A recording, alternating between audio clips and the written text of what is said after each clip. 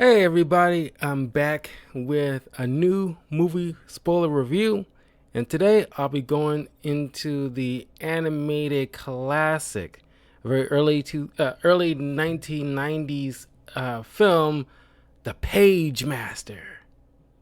Now, of course, before I continue, do me a huge favor and like this video, leave a comment, and let me know what you guys think of this classic 90s film. If you be so kind to follow me on my YouTube channel as well as my Twitch and Patreon, the links are in the description below.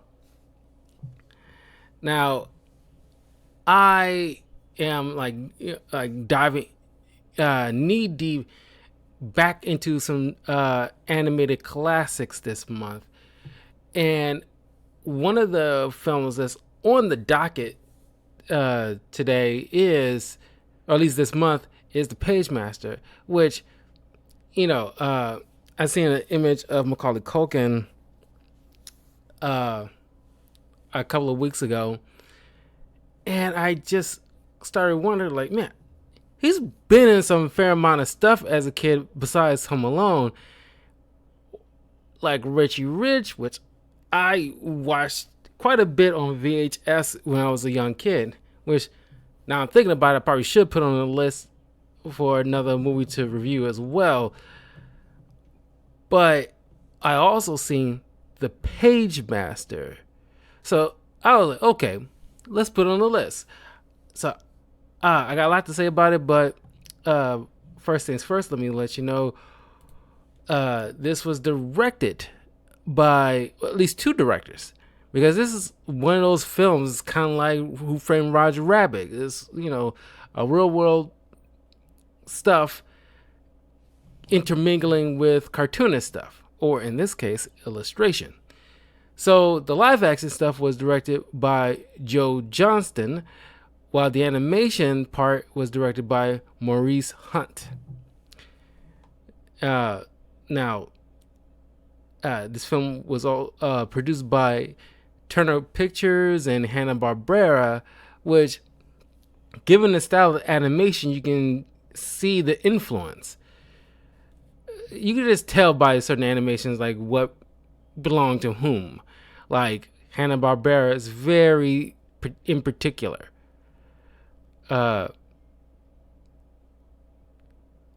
This was this at the time, back in November 23rd, 1994, is a very Thanksgiving type of film, I imagine.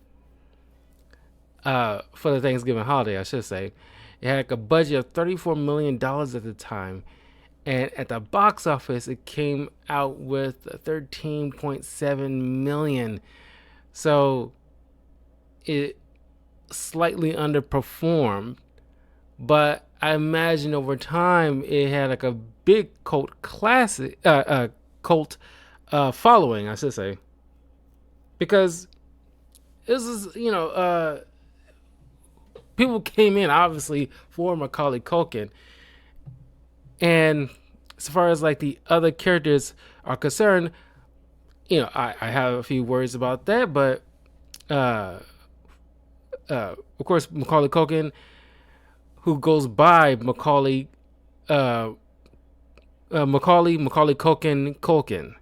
that is his official legal name. He had his middle name changed a while back to just Macaulay Culkin.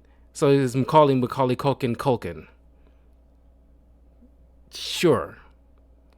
I mean, the guy who played Debo officially had changed his name to just be Debo because that's what people just recognize him as. He just embraced it. It's like, I ain't mad at that. Macaulay Culkin plays Richard Tyler, a 10-year-old boy who seems a 10-year-old boy. We'll get into his little backstory in a minute. And I also appreciate Macaulay Culkin and the directors and writers behind this, because yes, in the 90s, Macaulay was like the it dude at that time. He was pretty much in every doggone thing because of his popularity from the Home Alone films. like if you look up all the merchandise and advertisement and interviews he's done like as a kid back then, it was insane. So this kid had like, the world palm in his hands. Uh, uh, but I'm glad that this is one of the few movies that he's done at around that time that isn't the same shtick that he did in Home Alone. Because quick, people are quick to typecast you because you've done one thing so well. That's how they want to view forevermore, and that can become a hindrance to an actor. Uh, like you look at somebody like Chris Evans, he doesn't want to always do the Captain America type. So, he did Knives Out and blew everybody away with his performance there because he just played like a smarmy asshole. So it's just like, yeah, this is being an actor, you need to be able to be flexible and stretch your wings a bit in terms of your performance and not just held in a particular box. And of course, Macaulay Culkin's character in Home Alone, Kevin McAllister, is just that kind of like mature for his age, backsass type of kid, but likable at the same time. He did it kind of like that in Richie Rich, from what I remember. It's been a very, very long time since I've seen Richie Rich. And so this one, he isn't that. He's, matter of fact, this particular character reminds me of, if you remember Rugrats, he is Chucky. That's what he is. Chucky was 10 years old, had that kind of same fearful mannerisms. This kid Richard would be exactly that.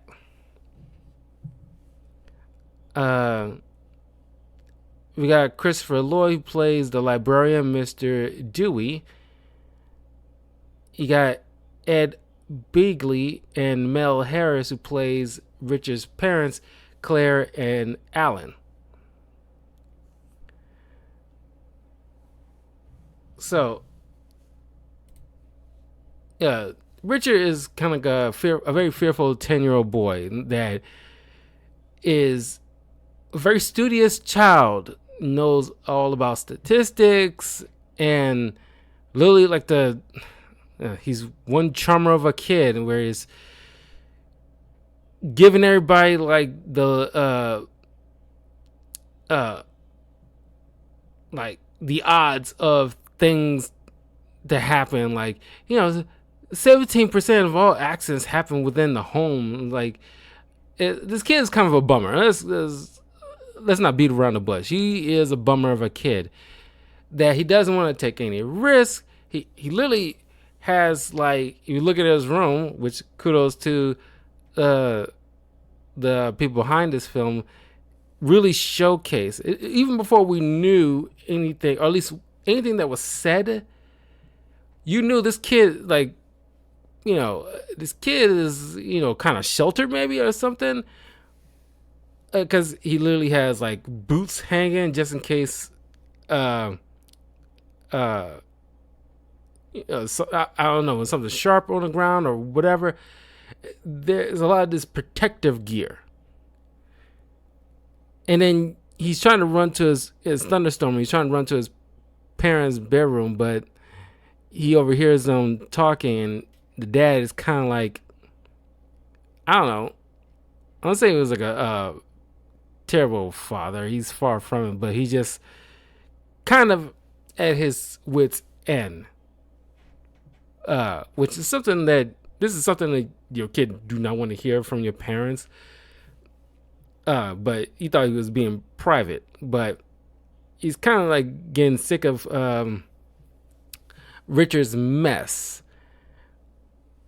What I mean by that is just this overly cautious kid that is afraid to scrape his knee. Uh, it, the next day, he's in the middle of building Richard this treehouse. Now he's trying to, because he's talking with his wife at that night. It was like, can't live his life in fear all the time. So he's trying to, uh, give baby crumbs to entice his kid to try to, get him out of his shell, essentially. Like, hey, son, hand me those bag of nails down there, will you? And bring them up to me. And of course, kids making up, weird excuses, and the dad's like, just rolling eyes, like, forget it. And the it's not like the dad is wrong, but maybe it's just the dad who's kind of like, stop, pushing. But he just come across to me that, like he doesn't want to bother anymore. And like I said, he's probably just at his wit's end, because I imagine he just like, he tried and tried, but he just can't try anymore. Just kind of resign the kid to whatever fate that might befall him, because he doesn't want to. He's still afraid to take a risk, and because life, like as Lego Batman would say, life doesn't give you seatbelts. And sure, that's a lesson. That's an arc that Rich is going to be on, but there won't be any for the dad, because the dad, by and large, get what he wants, which is something for his son by extension. Like, he wants, because like, it's not wrong, it was just the way he come across. Like, every eye roll is kind of like a dagger to the kid's heart, that he may be oblivious to it, but I kind of peep in that. Whereas, like, look, the kid doesn't want to do certain things. And I'm sure that can probably be a headache. It's hard to have fun without some level of risk involving, because you'll be very limited on fun if you're too afraid to get out of your shell or do certain activities. Don't know if he probably, spoke with maybe like a counselor or something like that, because, he, all in all, I think the dad is kind of like too quick to give up on his kid. So he ends up, falling on his butt, despite the literally seconds prior, the kid talking about the dangers of a treehouse. So he falls on his butt, and I'm glad he doesn't just kind of snap at the kid. He's just like, hey, look, here is some money. Go to the hardware store, pick me up some more nails. And it's like, wait a minute, like, you saw like a bag full of nails. It's like, come on. It's like, are you trying to get rid of the kid? Maybe he is trying to get rid of the kid. It's like, there's any excuse to get this kid out of my hair, because otherwise I'm going to shake this fool. It's probably, because he literally has like a bag full of nails. He doesn't need any more. And the treehouse is pretty much done.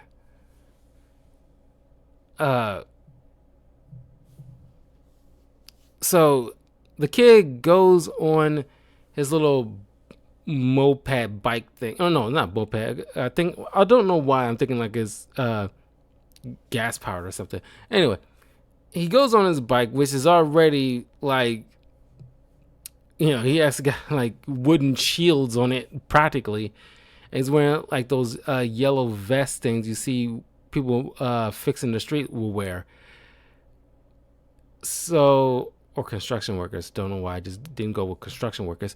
But anyway, the kid has like a big helmet on, and he getting teased by the kids in the neighborhood because don't know if they come from a school, but like they give him a hard time because I guess because kids will tend to be they're not understanding like him. They don't see or read the room or see beyond themselves. So only thing they're perceiving in their young minds is the fact that, oh, the kid's scared, he's a punk, let's make fun of him. And he's wearing these stupid little protective gears, let's make fun of him. Because they're just normal kids. Not the same bullying is like normal per se, but they ain't try to understand this kid. It's like, you mean to tell me like you wouldn't be worried about breaking your bones if something goes awry? But like I said, that's the whole point of this kid's arc. Life. You can't live life without any risk. That's it's nothing you can hide from. I mean, you could try, but that's not really living.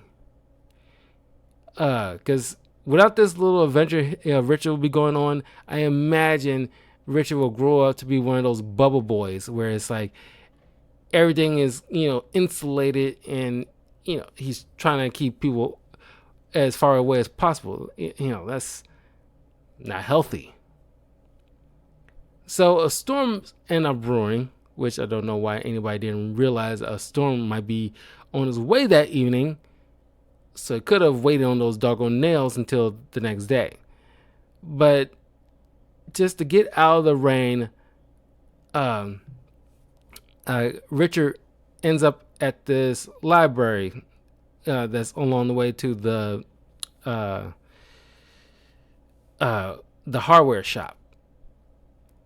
So he meets this eccentric little librarian named Dewey, who directs him where a payphone would be. Don't know why there's no payphones or phones in general right by the desk, because typically there would be. And don't start with like, oh, it was the 90s. No. I'm not talking about cell phones. I'm talking about actual landlines that will be, because I remember going to the library in the 90s. They had hardline land phones by the desk, because what if something happens, somebody break in or whatever the case may be, he needs to be able to contact somebody right away. He's not going to be running, his old ass, not going to be running down the hallway to the left and all these crazy directions just to find a payphone to call for help. That's idiotic. But I guess most people wasn't thinking about that in the moment when this was being filmed or written.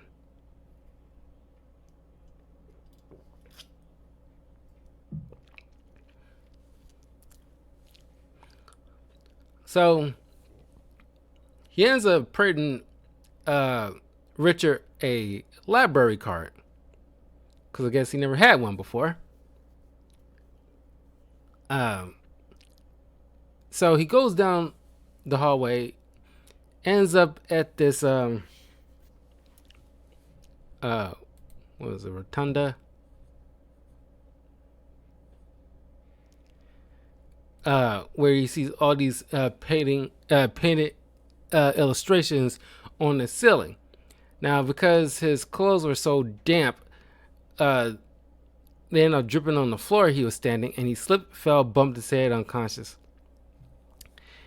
And I'm thinking, like, man, you must really plow your head against that floor, because people don't easily just get, knocked unconscious just from that short of a fall. But he ends up waking up, and the painted images started to melt and chase after him until is caught up, and he's turned into any and everything has turned into an illustration. That's where he meets up with this Pagemaster, also voiced by Christopher Lloyd. Uh, uh, he introduced himself as the Pagemaster, who's the keeper of the books and the written word. Uh, he tells him that if he wants to be able to leave, he needs to just find the exit, and it's a big green neon sign that pretty much like a North Star for Richard to follow and get out. Along the way, he meets up with this book, this anthropomorphic book named Adventurer, and another one, this sassy black lady named Fantasy. And then trying to help him find the way to the exit in exchange to checking them out using his library card, because I guess they see the library card as like the golden ticket, because I guess books have a purpose. They need to be checked out and read.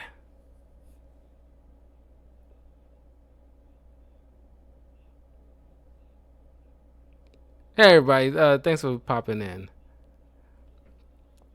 But along the way, they meet up with the third and final book named Horror, who is kind of like a reminiscent to Igor from the Frankenstein books. And I like these references, not with just with certain characters, but behind the scenes, you know your literature, you'll see certain books with certain titles that you would be familiar with, or just certain literary references that you might see. Like one moment, there's like a Gulliver's Travels moment, just to name one that I thought I'd bring up here because it is such a minor thing that I know I was gonna skip over.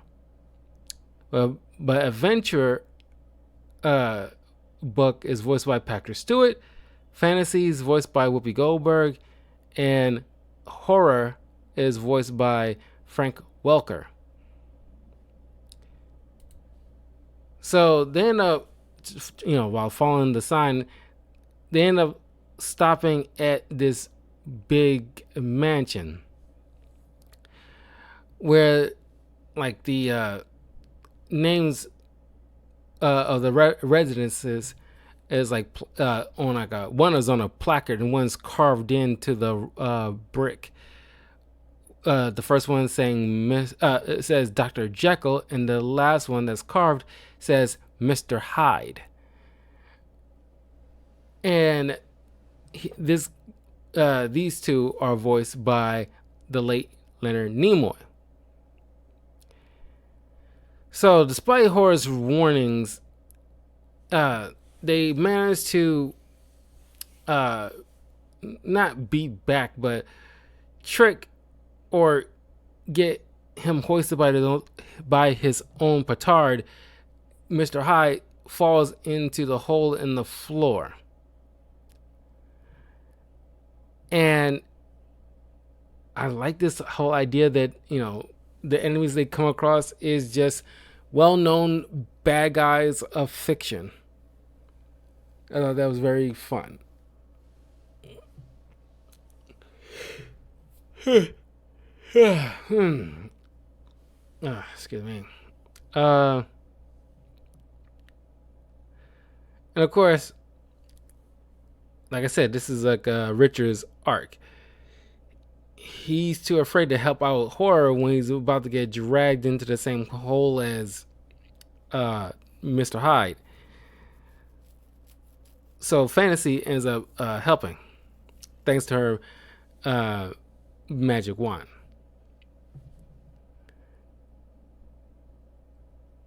And I gotta say, the performances from a lot of these actors, when it comes to the cartoons, are doing an amazing job. Especially in particular, the people who are voicing these books. because you really at first wouldn't be able to tell that was Patrick Stewart voicing uh, Adventure, but it's a testament to his skill. Uh, well, of course you can tell about because Whoopi Goldberg doesn't have that much of a range of voice capabilities, so it's just Whoopi Goldberg playing Whoopi Goldberg. Um, so thanks to horror, they make their way out of the mansion, and they come across a boat, a rowboat. So they have to sail the rest of the way to get to the green exit sign. But then that's where they see uh, Captain Ahab trying to hunt Moby Dick, which in the throes of trying to capture this behemoth, the tiny little boat gets destroyed in a process, which they end up losing uh, horror and fantasy. So now it's just, for the time being, Richard and Adventure. They end up getting picked up by Long John Silver from the famed Treasure Island story. So, Silver took it upon himself to just nominate the title to as what do you call those?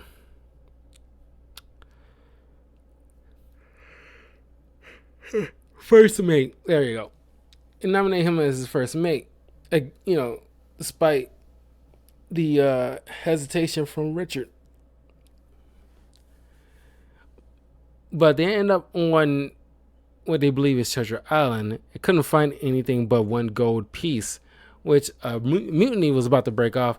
But thanks to horror and fantasy coming in a nick of time, put a stop to all that.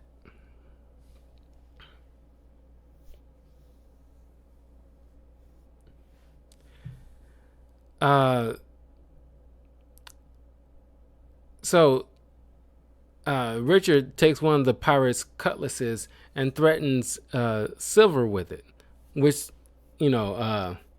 realistically, somebody like Long John Silver, who's supposed to have probably a lot of years of naval combat experiences, so he should, at the very least, be able to take that weapon away from this 10-year-old without any fuss. But I guess in this moment, his it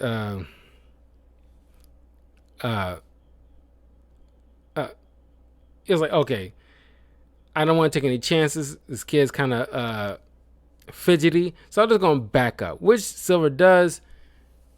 He gives him a couple compliments, and then he sails away on one of the boats back to his ship. And what happened next? They end up going now to like the final stop, which is this massive kind of like Tower Babel thing going on. This tower pretty much built upon books. They end up getting attacked by a dragon, and this is a moment where Richard really want to show off some bravery, because I think despite his fear, he was able to fend off Long John Silver. Which is something like, well, yeah, he's proud of himself. It's like, man, I wish my dad was here to see this, because he showed some real courage despite his fear. Because courage is just you doing what you need to do despite your fear. Because he is determined to get home, and he put in a position where he actually has to take some risks and fight people off in order to achieve that if he really wants to leave. Uh, so uh, while trying to fend off the dragon, Richard ends up getting eaten. Don't know why he's not immediately dissolved on his way to the stomach acids, but he lands on the one untouched part in the stomach, and he sees all these books spurred around. And if you look closely, some of them have the titles written on them, like the one that uh, uh, he Richard picks up is of Jack and the Beanstalk, kind of heeding the wise words from the Pagemaster earlier in the film. It's like, if you ever lost your way, look to the books. But what the books he ended up finding didn't provide him the information he needs in the nick of time. It'd be a lot easier if one of the droids just kind of filled him in. Uh, oh, so the beanstalk comes right out of the book, right out of the dragon's mouth, allowing Richard to grab hold of his rest of his team, while he's using the other hand to grab a hold on the rope connected to the dragon to make it to the top. So as Richard and the books walk in, they see the swirling vortex of energy, and that's where the Pagemaster shows up. And I like they kind of address this too. It's like, wait a minute, you've been here this whole time? That means you could have like easily, got me here.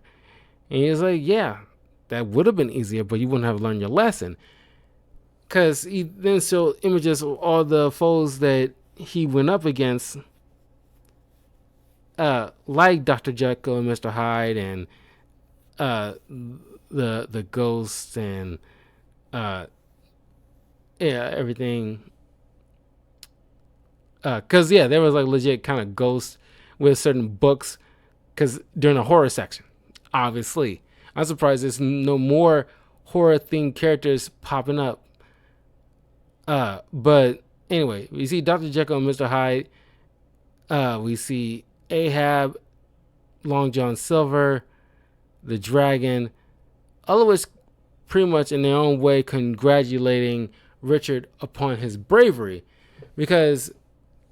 mostly because he was forced to do things that has to show some level of bravery. It's kind of like self-preservation kind of situation.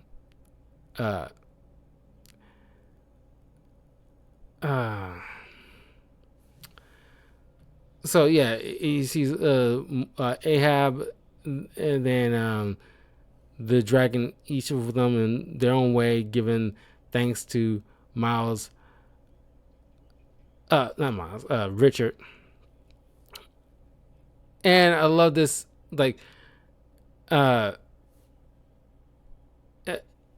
Pagemaster, after telling him, like, well, if I would have took you here in the shortcut, you wouldn't have learned the lessons you need to learn. So after seeing all those enemies he faced, the vortex carries Richard and the 3 book companions to the real world, where they actually are now just normal books.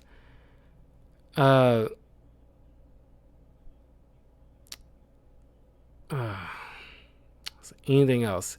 Oh, the voice acting, like I said, I think like everybody's done their darndest with the voice range and everything like that from all these characters here, especially the books. But I think out of the 3, I think Patrick Stewart has done it the best.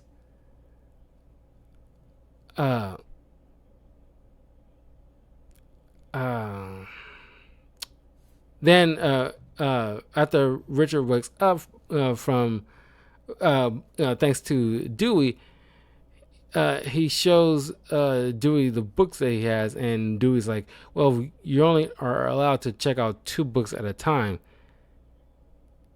And of course, Richard was kind of upset because he made a promise. And I'm thinking to myself, like, was that? I know this had to be like a limiter on how many books you are able to check out, sure, but 2 is kind of like a wild, uh, low expectations. Uh,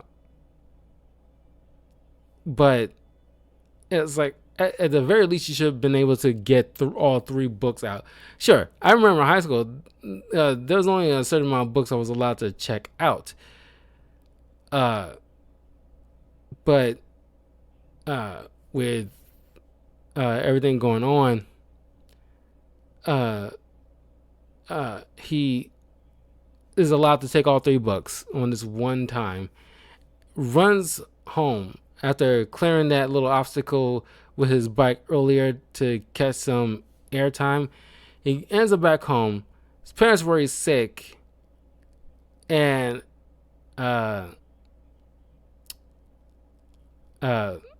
he get the parents get home after they searching for the kid because, like, yeah, duh, why did you send that kid out by himself anyway? Is beyond me. Furthermore, how come you didn't anticipate any weather coming within literal an hour from that point? You could have just gone to the store yourself and saved a lot of headaches. But then it wouldn't be no story. But you catch my drift. Um uh the kid ends up going home with all 3 of his books, and the parents finds him sleeping in the treehouse that the dad built, and they're just proud to see like their son, willingly go sleep in a newly formed treehouse.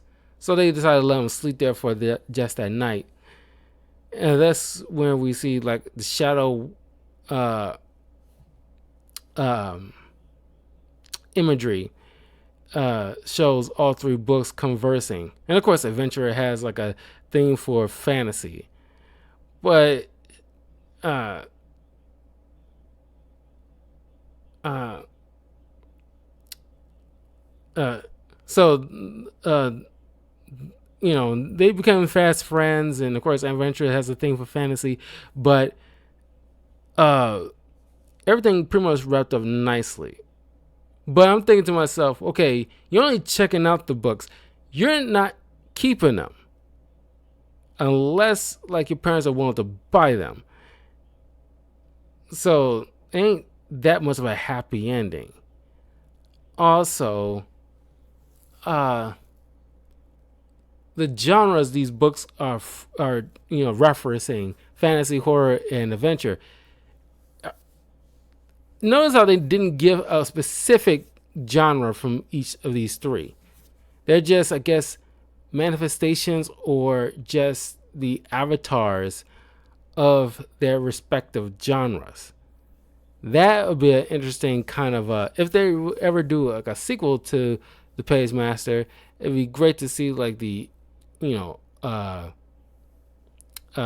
origins of knowing the Pagemaster, but what are these books trying to talk about? It's like, if somebody because there's no companionship between like a character called nonfiction. I'm thinking in terms of like Inside Out. There's no book called perfection. Not perfection. Nonfiction.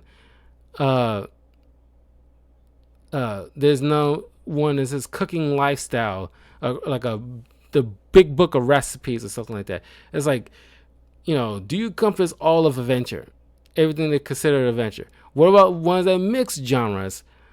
It's like, similar to like Halloween and Christmas. It's like, are certain books and genres meant to mix or anything like that sort? It's like there's a lot of genres, and I want to know what's the words inside each of these books. Like I said, Is horror just the manifestation of every horror genre book there is? I don't know. They didn't go in full depth into that. Uh, but all in all, this was like a fun movie. I can see why it's still slightly underperformed, but like I said, over time, I think it became like a cult hit because Macaulay Culkin's goodness and his fun interaction with these three books is great. I also kind of wish that each of these books have their own little arc to get through. A show that I think they tried to with Adventure, whereas like uh uh uh oh, what else? Because I'm blanking on it. It's been a long day, and I'm just trying to recollect. Um uh so yeah, I mean it's pretty much it. Don't need to meander any longer than that. But yeah, I can see why it's underperformed the uh it, it doesn't rise to the same degree as most animated classics that was coming out at that time, like Aladdin or pretty soon uh, The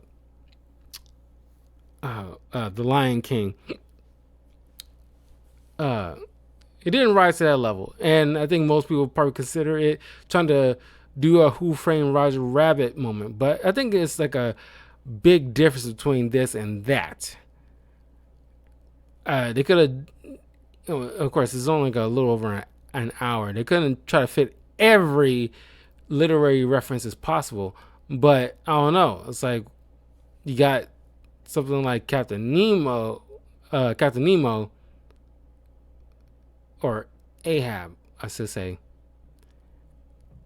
but you didn't have like find some books where to bring out certain classic heroes of these different books. Clearly, there was like a reference to the Odyssey or some type of Greek literary thing. It's like use that to bring out like a hero on your side that can take on a serious threat. It would have been awesome. But I also like the fact that there's no real villain in this. There's enemies, but there's no overarching villain in this film that the young boy has to tussle with to, release the literary works from enslavement from this mysterious figure. It's not that mess. It's just like a simple coming of age story between, for Richard. But like I said, I kind of wish it did something more with the books. Like Adventure has to. I think they did a little bit with him, where he has to accept the fact that he can be afraid, like horror, and he can also believe the concept of fantasy and the purpose of that. Because it's essentially like hope in a way. Fantasy is, I guess, is some kind of tangentially tied to hope. But, like fantasy has learned, also learn about how to be scared and enjoy like maybe like some bit of an adventurer without freaking out with like what ifs and hypotheticals, etc., etc. But no, yeah, because that probably could have helped this film a bit if they gave like an arc for these three books for them to like uh well, anyway, uh God, is there anything else? Yeah, like I said, there could have been some improvements with like the arc for the books, some character growth for them. It's not like they're terrible; they're fine, but they could have added something. But maybe it's because the limited time that they had, they couldn't like really dive into like fantasy's like backstory and what she's supposed to represent. And they could have throwing a line in there. It's like my name is Fancy, and I'm the uh, archetype or the uh, face of this particular genre. Could have done something like that. Uh, the dad, he was kind of like a weak link for me. Could have done a little bit more, or at least actually have like a genuine conversation that we can see, and not something that we have to guess they have an off screen. And sending your kid out where it's about to storm or something like that, you should have. I should say you should have checked the weather or something like that. But who knows? Maybe he thought it wouldn't have been bad, and he would have been back sooner than he actually were. But that was just dumb. You couldn't just go with your kid. As a matter of fact, there's all these different types of scenarios, but you left your kid to essentially have Darwinism take over. Luckily, he found that freaking library. And also the librarian, who doesn't keep a freaking phone nearby on the desk, because you don't know who might be just strolling on in. Yeah, but that's pretty much the Pagemaster. Like I said, it is still like a fun film. The animation, like, still spectacular. I love the musical scores in this because it offers some level of whimsy that is fitting for a movie like this. That bit of whimsy and nostalgia, and not only nostalgia in terms of like animation style, but also like a bit of appreciation to literary works that have inspired us to make other things throughout the years. It's like, Moby Dick is pretty much about a man's obsession. Can go awry. Jekyll and Hyde is basically a story about like duality of humankind. Is a lot of stuff we learn from books that kind of carried over into the stuff that you actually probably are familiar with, but you never read the books. A lot of stuff was borrowed heavily from these stories. And if they do like I'm not a big fan of remakes, in general. But if you're gonna do one, not only do one about a movie, 20 plus years old, but make sure you have all your ducks in a row. Make sure you have the commentary and writers and directors involved. No squeezing in any unnecessary agendas as well. And just fix or improve upon certain stuff that did not work before, but had to go with it because of certain restraints they had. I imagine if somebody tried to remake this movie, and they have a competent director like John Watts or something, this might be like a big success. That's my opinion. I say like the Rotten Tomatoes has this like a 19% score.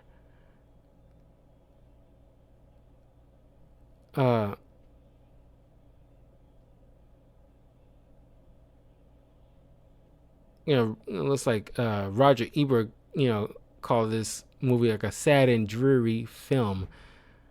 That its message seems to be that books can be almost as much fun as TV cartoons and video arcade games. Which is true. It can be. But some people aren't like huge book nerds. You know what I mean? They read a fair share, either because of school or just on their own accord. I have my fair share of favorite books that I really enjoyed. Like one of which, my big favorite book of all time, is Alice in Wonderland. Back in high school, I checked that book out almost like, over 5 times. I love reading that book. I love that world. And as a graduation present, the librarian there let me keep it. And I think I still have it. It's like, in like the cabinet over there. Along with A Christmas Carol. That is another book that a story that I love dearly. And I only read two Charles Dickens stories, Great Expectations and A Christmas Carol. A Christmas Carol is actually like the one I, you know, uh, go through a lot. Not only around like Christmas, it was just like a good, awesome story, uh, et cetera, et cetera. But you guys can leave a comment below. Let me know about your favorite, books that you've read over the years. Uh, it looks like the Pagemaster earned a Razzie Award, nominating Culkin as worst actor for his performance in the film. Uh, Also with Getting Even with Dad and Richie Rich. Wow. But he lost to Kevin Costner for Wild Earp. Uh, but it's a shame because it's like a fun film. It's not the greatest in the world. It's better animated films that anybody can recommend over Pagemaster. But it's something about Pagemaster. Like I said, there's some kind of whimsy and just whimsy to it, and then the animation is because it's Hanna Barbera. This adds some bit of charm, and sure, some of the comedy don't land all that well, but I'd say it's like a fairly average film, maybe slightly above average, but I don't know. I don't think it needed like a Razzie because Macaulay Culkin in this, I don't know, he was fine, nothing to write home about, but not so bad at maybe because I was very young at that time, very very young at the time, so I couldn't didn't have the mindset to consider his performance at that time. Because if I was, I don't know, maybe in my late teens at the time, or mid to late teens at the time, with more cognitive understanding of certain films, I probably had like a different feeling, in because it would have been a little bit more raw, where it's like, oh my god, that was a terrible performance. Like, how did they put this schlock out? Blah blah blah. And then I'll have that kind of mind frame. But unfortunately, I don't. I looked at it through the lens of like a young kid, and just that loved cartoons, and I wasn't a big book person, but I got older, I read a fair amount. Because I had those young little books like the Dr. Seuss things, and just not books that doesn't have that freaking many pages to it. Uh,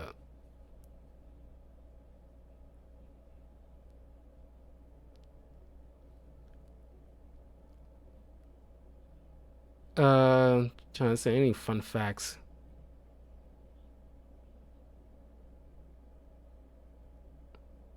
That was like a video game based off this movie. Really? It came out in the same year as a film. Developed by Probe Software and published by Fox. Mega Drive platform. Yeesh. Yeah, I know this Sega. Oof. Yeah. If they didn't, if most people did not care for the movie, darn well the game probably didn't fare any better. But anyway, yeah, that's pretty much it.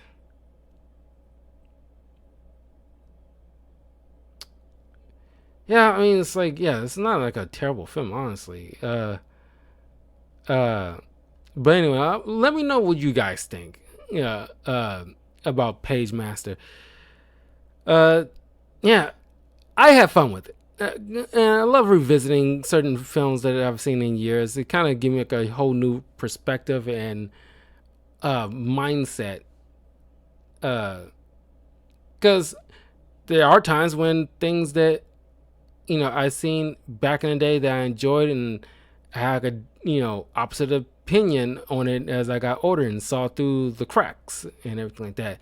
And it has me saying like, wow, I don't know why back in the day I liked this, kind of feeling. Or you get the flip effect where it's something that you probably detest as a kid, but as you got older, you have like a newfound understanding, themes and like the writing quality and the acting, and we get a better understanding and appreciation, and you become be able to enjoy it a lot more.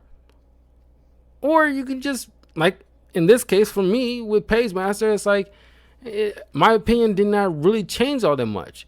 I can see why it probably, Macaulay Culkin probably had to get like a nomination as a Razzie for this, because his character, I don't know, just didn't really like,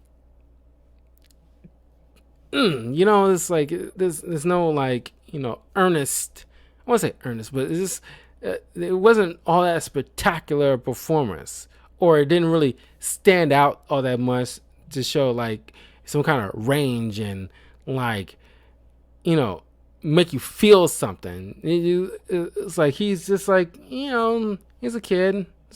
It's very average. It's fine, which I guess can be looked at as like even worse than just flat out hating it. But all in all, like I said, in conclusion, it's a fine film. My opinion didn't really change all that much about it. I still enjoyed it.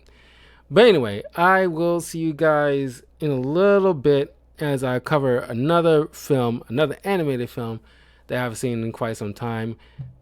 What is it? Sinbad, Legend of the Seven Seas. I haven't seen that in quite some time, so it'll be fun to talk about it with you. But I will see you soon. Take care.